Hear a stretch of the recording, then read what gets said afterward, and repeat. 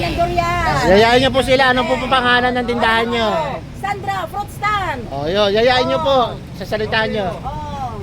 Hali na kayo. Bili na kayo ng durian. Dito sa Davao. Kadayawan na. Kadayawan sales na.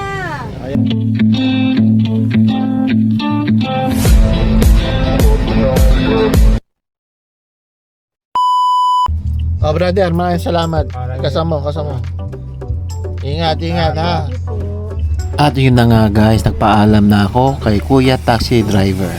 May magla-lunch na. Tanghali ito ng day 2 namin sa Davao. So wala kaming mapiling resto na buffet. At dito kami nirekomenda ni Kuya.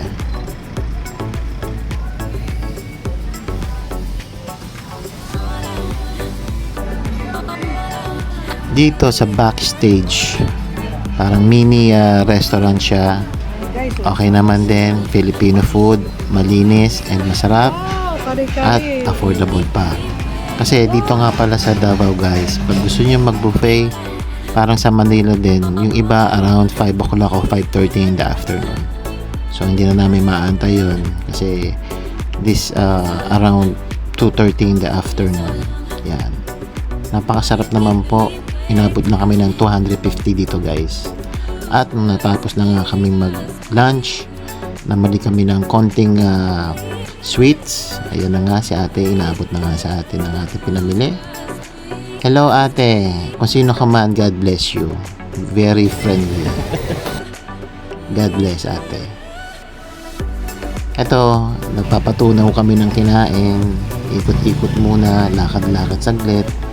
Muni-muni kung anong meron dito sa area ng Davao. Hanggang sa nakapag-decide na lang kami mag-tricycle kasi medyo malayo yung pinag-i-stayan namin. At naghahanap si Bejo Alonso ng halo-halo hanggang sa bumaksak kami sa Durian later. Tingnan nyo guys.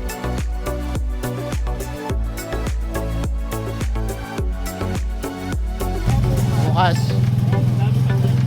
Ayan, diyan kami bukas. Antayin nyo. Diyan kami bukas. Dito kami sa Davao. First time namin nakasakay ng tricycle. Si Kuya ang natapat. Magandang tricycle. Tinanong ko si Kuya tricycle driver kung ano meron, ba't ang haba ng pila. Sabi niya merong play ng basketball guys. So fanatic sila ng basketball kahit dito sa Davao.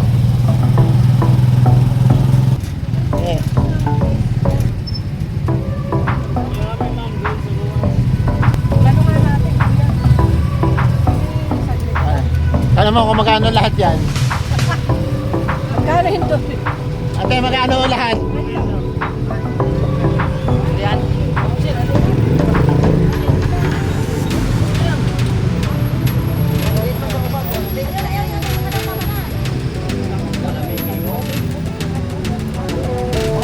Meron ano yan, free taste?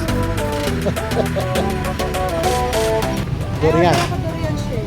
Oh, yun, durian guys, sa Davao. Ayan o. 450 pesos. Ano? 150 pesos. Sampuro, 450 pesos. Depende sa kilo. Kung hindi lang ako busog, bibili ko na lahat yan. Ang dami o.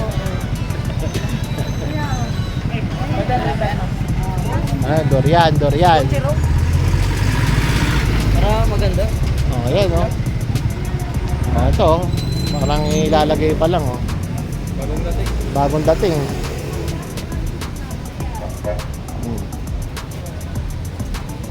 Oh, punta na kayo, dine. Bili na kayong durian. Tama-tama lang ang presyo. Hali na kayo dali. Marami ng durian. Yayain niyo po sila. Ano po pangalan ng tindahan niyo? Sandra, fruit stand. Oh, yun. Yayain niyo po. Sa salita niyo. Hali na kayo. Bili na kayo ng durian. Dito sa Davao. Kadayawan na. Kadayawan sales na. Ayan. Dito lang sa Obrero, convenient. Oh guys, obrero lang daw. Ano pangalan nila tita? Sandra, Sandra, Ate Sandra, punta na kayo dito. Oh, kaya, may discount daw oh. May discount. May pagmamahal kayong discount.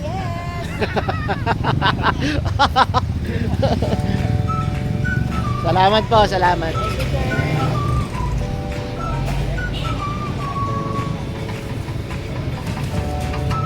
So guys, dito merong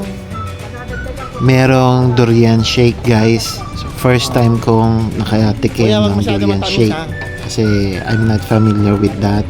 Pero I know the durian.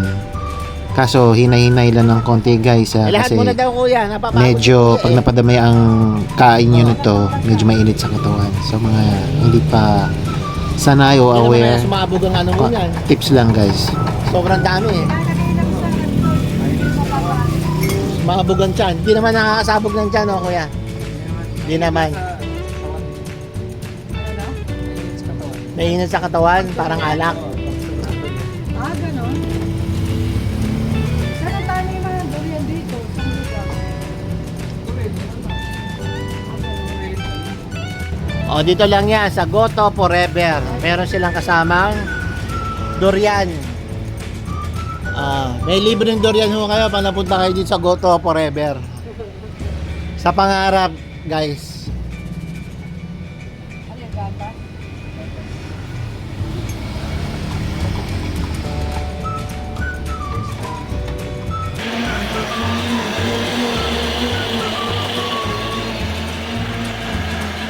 Ito po yung product finish. Diba, mga tao ngayon baliktad ng utak. Kaya, product finish. Thank you, kuya. Salamat, boss.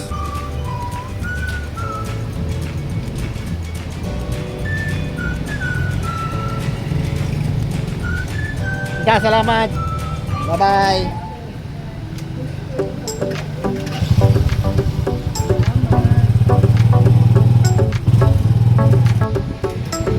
Dito na kami pinabaan ng tricycle driver kasi kung iikot pa medyo malayo na. Nasa likod kami ng pinag-stayan namin. At sabi niya malapit lang naman daw at lakarin na lang. Abrisa Ayala Mall, first time namin pumasok dito sa mall na to ng Davao. So silipin natin guys hanggang sa makauwi kami. Ang tabayanan yung dinner namin later ng day 2 namin guys. Sa mga di pa ako nakapag-subscribe, please like and share to my YouTube channel and Facebook Django TV channel guys. At sa mga nakapag-subscribe na, maraming pong salamat sa inyo. God bless guys. Ingat.